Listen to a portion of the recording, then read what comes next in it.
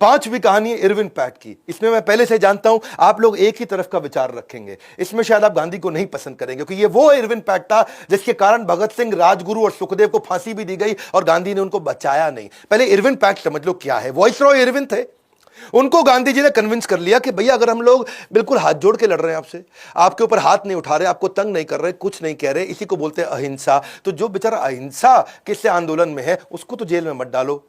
Viceroy Irwin मान गए इस बात को, बोले ठीक है अहिंसा वालों को नहीं डालूंगा, इनका क्या करूं भगत सिंह, राजगुरु और सुखदेव का।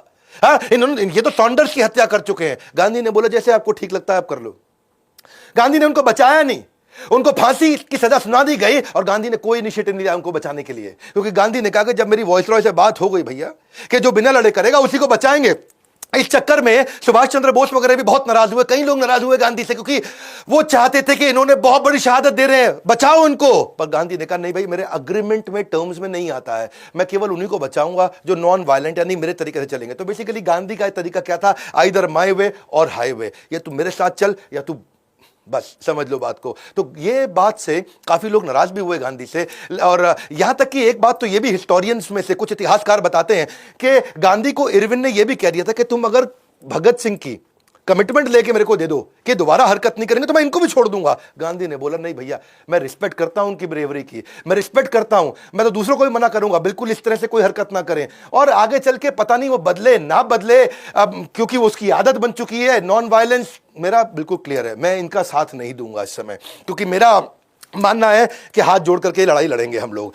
और वैसे फिर उसके बाद कई इतिहासकार ये भी मानते थे कि गांधी कहते कि चलो छोड़ो मत, लेकिन फांसी माफ करा दो, 20 साल की सजा दे दो, चलो ऐसा करो भगत सिंह को 10 साल की सजा दे दो, 5 साल की सजा दे दो, उस पर नेगोशिएट कर लेते। लेकिन गांधी अश्योरेंस लेटर नहीं दिया लिख करके, ब्रिटेन चले गए पीछे से।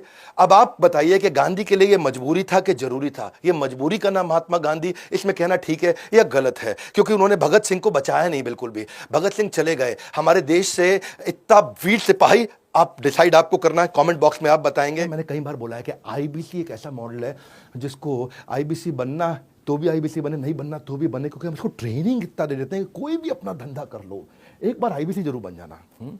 क्योंकि इस बार हमने एक नया रेवोल्यूशन लेकर के आए 2 साल के बाद। न्यू हायर इंडक्शन ट्रेनिंग जो आईबीसी की हो रही है वो हम अब अपने कॉर्पोरेट ऑफिस में करेंगे। तालियां तालियां तालियां, हाँ भयंकर तालियां, क्योंकि हर आईबीसी जो हमारे यहाँ ज्वाइन कर रहा है वो आएगा और मेरी टॉप मैनेजमेंट के साथ आकर के अटेंड करेगा ट्रेनिंग, उसमें मैं भी रहूंगा। मैं हर बैच में नहीं होऊंगा, आप वैसे पता कर लेना अगर आप आईबीसी बन रहे हो कि विवेक सर कौन से बैच में आ रहे हैं, मैं उसी में आऊँगा। विवेक सर कौन से बैच में आ रहे हैं तो आप उसमें आओगे तो मेरी भी ट्रेनिंग अटेंड कर लोगे। आप हेड ऑफिस में आकर के देखना, इतना बड़ा इंफ्रास्ट्रक्चर है, इतने सैकड़ों लोग हमारे साथ में काम करते हैं। आकर के देखोगे आप आईबीसी बनने के बाद, आप हमारे साथ डायरेक्ट बनना हो, बोर्ड लाइन नंबर फोन करके बन सकते हो या देश में किसी भी फ्रेंचाइजी के पास जाकर के बन सकते हो।